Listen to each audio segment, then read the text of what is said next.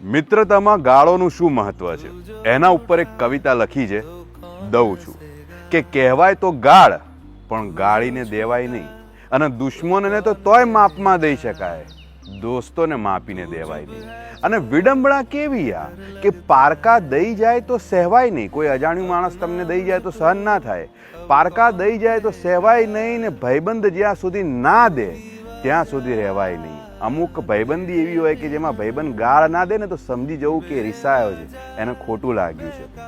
તો ખોટું લાગે તો શું થાય કે જો તને ખોટું લાગે તો તું ધારા 294 હેઠળ કેસ કરી શકે છે મારા પર, એની પણ કાયદામાં વ્યવસ્થા છે.